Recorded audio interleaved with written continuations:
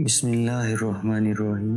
صحرائے عرب کے وہ قدیم باشندے جنہوں نے سبا نامی ایک جنت نظیر بستی کو آباد کیا تھا، قوم سبا، جنہیں اللہ تعالیٰ نے بے شمار نعمتوں سے نوازا تھا، لیکن انہوں نے ایسا کون سا جرم کیا تھا کہ ایک ادنے سے چوہے نے ایک عظیم بستی کو تباہ و برباد کر دیا۔ قوم سبا کون تھے اور ان کا انجام کیا ہوا؟ قرآن مجید میں اللہ نے ہمارے لیے سبا کا قصے بیان کیے ہیں، جہاں کہیں کسی قوم کی کسی برائی کا ذکر ہے تو کہیں کسی قوم کی سرکشی کا تذکرہ ہے۔ اس قوم پر آنے والے خوفناک عذاب اور ان کے انجام سے نہ صرف قریش مکہ بلکہ اہل کتاب اور اس زمانے کے لوگوں کو ڈرایا گیا ہے، یہاں تک کہ یہ دنیا میں آنے والے تمام انسانوں کے لیے نصیحتیں۔ ان اقوام میں سے ایک قوم ایسی بھی تھی جسے قوم سبا کہا جاتا ہے۔ تاریخ کے مطابق سبا جنوبی عرب کے ایک بہت بڑے قوم کا نام تھا۔ قدیم زمانے سے ہی پوری دنیا میں عرب کے اس قوم کو کافی شہرت حاصل تھی۔ 2500 سال قبل مسیح رسولیہ اور بابل کے کتبے میں اس قوم کا ذکر ہے، جنہیں ساہون کہا گیا ہے۔ اسی طرح بابل کی کتاب ارمیہ میں بھی اس قوم کا ذکر آیا ہے۔ تاریخ کو کنگالنے سے یہ معلوم ہوتا ہے کہ اسلام کے ظہور سے پہلے جزیرہ عرب میں بسنے والی اقوام کو مورخین 3 طبقوں میں تقسیم کر چکے ہیں، جو کہ عرب بائدہ، عرب آئرہ، عرب عاربہ اور عرب مستعربہ کہلاتے ہیں۔ بہرحال قوم سبا کا تعلق عربوں کے دوسرے طبقے یعنی عرب عاربہ سے تھا۔ قوم سبا کو سبا اس لیے کہا جاتا ہے کہ اس علاقے کو سبا نامی ایک شخص نے آباد کیا تھا۔ لہذا ابن عباس بیان کرتے ہیں کہ رسول اللہ صلی اللہ علیہ وسلم سے پوچھا گیا کہ سبا کوئی مرد تھا یا عورت یا کسی ملک کا نام، تو آپ صلی اللہ علیہ وسلم نے فرمایا سبا ایک مرد تھا جس کے 10 بیٹے تھے، ان میں سے 6 یمن چلے گئے اور 4 شام چلے گئے تھے۔ سبا سام بن نو کے بیٹے پہتان کی اولاد تھے، یہی وجہ ہے کہ ان لوگوں کو پہتانی عرب بھی کہا جاتا تھا۔ سبا کا اصل نام عبد الشمس تھا۔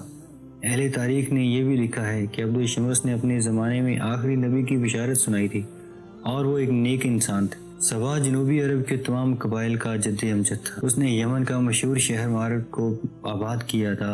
ابن کثیر نے یہ بھی لکھا ہے کہ سبا بعد میں یمن کے بادشاہوں کا لقب ہو گیا تھا اور ملکہ سبا یعنی بلقیس کا تعلق بھی اسی سلطنت سے تھا۔ قوم سبا کی سلطنتیں ایک زمانے میں اتنی طاقتور ہو گئی تھیں کہ مصر، شام، ایران اور ہند تک کے علاقے تک پھیل گئے، جہاں کے کھنڈرات میں ان کے نشانات ابھی بھی موجود ہیں۔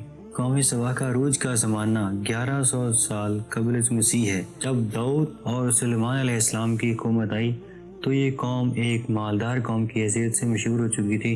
ابتدا میں اس قوم کے لوگ سورج کی پرستش کیا کرتے تھے، لیکن جب ملکہ بلقیس کی حکومت آئی تو سلیمان علیہ السلام کے ہاتھوں قوم سبا کے لوگ مسلمان ہو گئے اور شرک و بت پرستی ترک کر دی۔ امام ابن کثیر لکھتے ہیں کہ قوم سبا کے علاقے میں مارت نامی ایک شہر تھا۔ یہ شہر بلک نامی 2 پہاڑوں کے درمیان تھا۔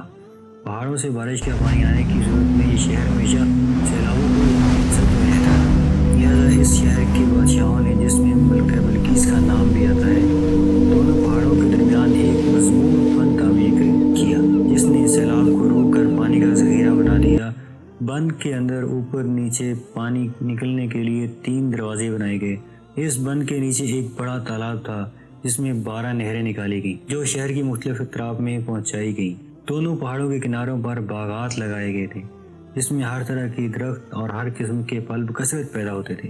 کہتے ہیں کہ قدرت کی فراوانی اس قدر تھی کہ ایک عورت سر پر ٹوکری لے کر چلتی، وہ درختوں سے ٹوٹ کر گرنے والے پھلوں سے وہ ٹوکری خود بخود بھر جاتی تھی۔ سینکڑوں میلوں میں پھیلے باغات کا سلسلہ دیکھنے سے یوں لگتا تھا کہ یہ خوابوں کا شہر ہے۔ قسم قسم کے پھلدار درختوں اور پھولوں کی کثرت سے پورا علاقہ معطر ہو گیا تھا، اور جب ہوائیں چلتی تھیں تو اس خوشبو سے لوگ لطف اندوز ہوا کرتے تھے۔ وہیں خود اس علاقے میں عود، عنبر، مشک، دارچینی، بے شمار چیزوں کی پیداوار ہوتی تھی۔ اللہ نے اس علاقے کو بلد طیبہ قرار دیا تھا، جس میں سردی گرمی کا اعتدال اور آب و ہوا ایسی صحت بخش کہ پورے شہر میں مچھر، مکھی، سانپ، بچھو جیسے موذی جانوروں کا نام و نشان بھی نہیں۔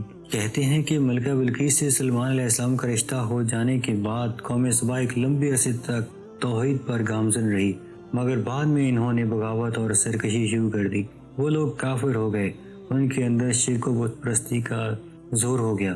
انہوں نے المکا یعنی چاند دیوتا، اشتر یعنی زہرہ ستارہ، زاب یعنی سورج دیوی اور اس طرح کے بہت سارے باطل دیوی دیوتاؤں کی پوجا شروع کر دی۔ نہ صرف شرک بت پرستی بلکہ قوم سبا کے لوگ نہایت ہی عیش پسند اور اللہ کے ناشکرے بن گئے تھے اور مال و دولت کے نشے میں چور ہو چکے تھے۔ وہ خدا کی یاد سے غافل ہو گئے۔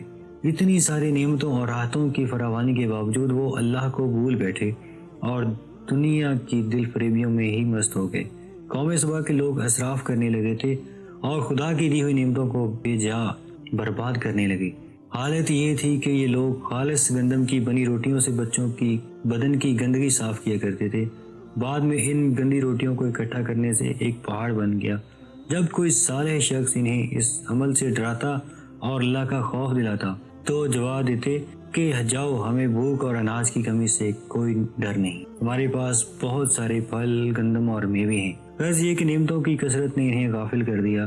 کہتے ہیں کہ وقتاً فوقتاً قوم سبا کی طرف 13 پیغمبر مبعوث کیے گئے تھے، لیکن ان 13 پیغمبروں کا ذکر قرآن حدیث یا کسی بھی تاریخی حوالے میں موجود نہیں۔ ان انبیاء کرام نے لوگوں کو خدا کی نعمتوں کا شکر بجا لانے کی تلقین کی، انہیں راہ راست پر آنے کی نصیحت کی اور بے جا اسراف سے توبہ کرنے کو کہا، لیکن ہر سرکش قوم کی طرح انہوں نے بھی انبیاء کی دعوت کا رد کر دیا۔ اللہ نے انہیں سنبھلنے کی کافی مہلت دی، لیکن وہ اپنی کفران نعمت پر قائم رہے، لہذا اللہ نے ان کی گرفت کرنے کا فیصلہ کیا۔ قوم سبا کے جرم کی پاداش میں ان پر اندھے چھچندروں کو مسلط کر دیا گیا۔ ان صحرائی چھچندروں اور چوہوں نے ان کے عظیم ڈیم کا رخ کیا اور بند کو نیچے سے کھودنا شروع کر دیا اور اس میں سوراخ کرتے چلے گئے۔ چوہوں نے بند کے نیچے جگہ جگہ چھوٹے بڑے سوراخ کر دیے، لہذا چنانچہ جب پانی کا ریلا آیا تو انہی سوراخوں سے نکلنے کا موقع مل گیا، جس سے بند ٹوٹ گیا اور پانی پوری بستی میں پھیل گیا۔ قوم سبا کے تمام باغات اور کھیت پانی میں غرق ہو گئے۔ پانی کے ریلے میں اہل سبا کا مال و اسباب اور مویشی بہتے چلے گئے۔ اہل سبا کے خوبصورت سجے سجائے محلات اور مکانات ویراں ہو گئے۔ سبا کے لوگ پانی میں غرق ہو کر ہلاک ہو گئے۔ مورخین لکھتے ہیں کہ سبا کے کچھ لوگ بھاگ کر عرب کے وسط میں یثرب چلے گئے۔ یہ ایک قبیلہ اوس خزرج تھا جنہوں نے بعد میں مدینہ شہر کو آباد کیا اور ان کا جد امجد عمر بن عامر نامی شخص تھا۔ نعمتوں کی کثرت بھی قوم سبا کو شکر بجا لانے کی بجائے سرمست اور خدا کی یاد سے غافل کر دیا تھا، جس کے نتیجے میں انہیں تباہ کر ڈالا گیا۔ یہ سزا ان کے اپنے ہی اعمال کا بدلہ تھی جو انہوں نے کیے تھے۔ اس طرح اللہ کے غضب میں اس قوم کو انتہائی عروج سے گرا کر اس کھڈے میں پھینک دیا جہاں سے پھر کوئی مغلوب قوم کبھی کھڑی نہیں ہو سکتی۔